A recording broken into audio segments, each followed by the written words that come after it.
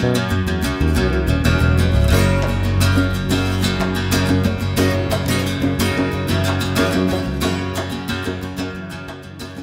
my friends.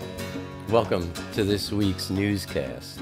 On Sunday, December 14th, at least 26 rebel fighters were killed by Syrian troops in the northern province of Aleppo. The killed rebels were from an array of jihadi groups, mainly the Al-Qaeda-linked Nusra Front. And on Monday, December 15th, rebel group fighters clashed with pro-government forces for the second consecutive day as they pressed an advance on a key oil region in eastern Libya. Separately, at least 4 Libya militiamen were killed and 10 wounded in an airstrike by pro-government forces near the Ras Jadir border crossing with Tunisia. Then on Tuesday, December 16th, conflict between government troops and armed rebels left at least 7 Bernese soldiers dead and another 20 injured in eastern Burma. According to recent reports, at least 126, mostly students, were killed and dozens of others were injured when militants attacked an army-run school situated in Peshawar, Pakistan. Further reports confirm that all terrorists have been killed. 2 car bombs exploded south of the Yemeni capital city of Sana'a, hitting a school bus traveling near a Shia gathering and killing 25 people, including at least 15 primary school students.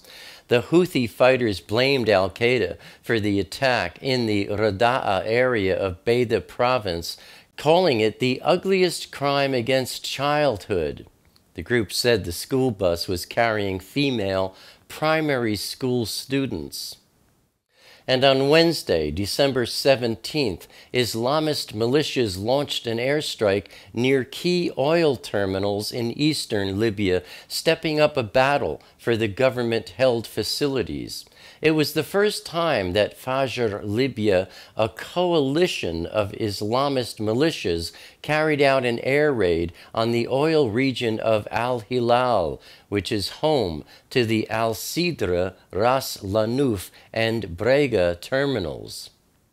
Thursday, December 18th, Boko Haram militants killed 32 people and kidnapped scores of others in an attack on the village of Gumsuri in the restive northeast. Locals were still counting those abducted in the attack, but the total will probably exceed 100, including women and children.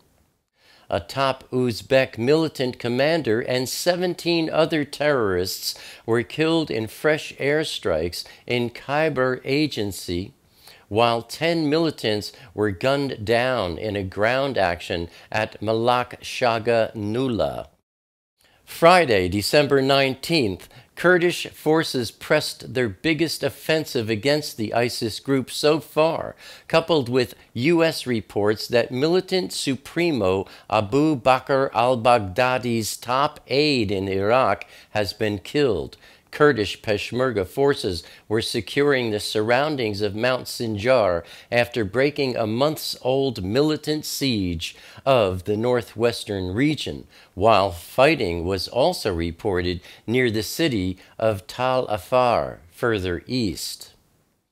And on Saturday, December 20th, the IDF struck a site belonging to Hamas in southern Gaza near Khan Yunis early Saturday morning, following an earlier rocket attack from Gaza into Israel on Friday afternoon, which exploded in open territory near the Eshkol Regional Council. There were at least 2 strikes by the Israeli Air Force, reportedly assisted by the Israeli Navy.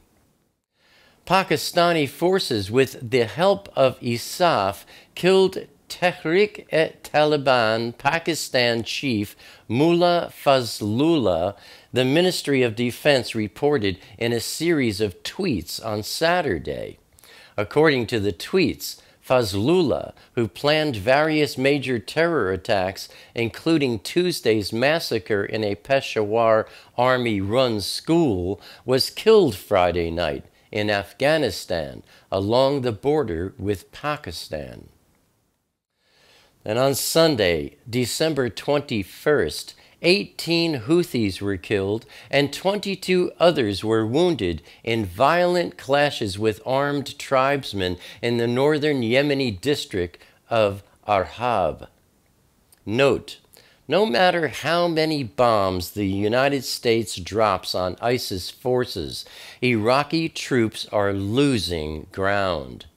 If Al-Anbar is lost, the entire dynamic of the Iraqi front will shift to favor ISIS again, and months of the U.S.-led air campaign will have been wasted. Turning to America, in its bid to impose more sanctions on Russia for its actions concerning the Ukraine, the U.S. Congress approved unanimously a new set of provisions over the country.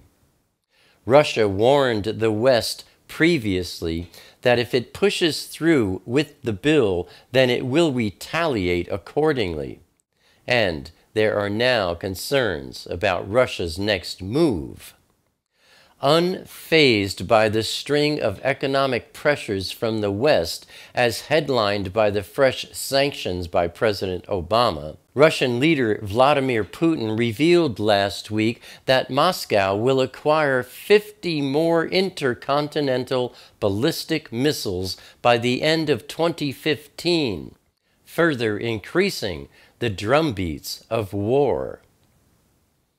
And further, Russia is preparing a contingency plan to prompt Hezbollah and possibly the regime of Syrian President Bashar al-Assad into a direct military conflict with Israel. That's the news for this week, my friends.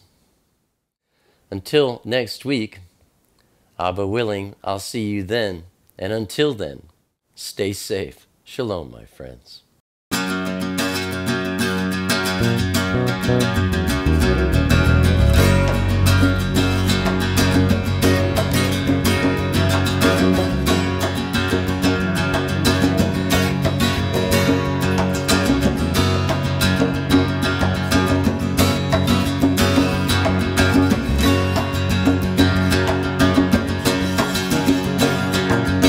I don't like crowded rooms. I need more space than I consume. Enough is time alone with you, underneath a naked moon, sharing confidential moods and making chatter. Mockingbird nocturnal sings notations of eternal things, entering the quantum breeze, flying not for want of wings. He lights his gaze on you and me, simply because we matter.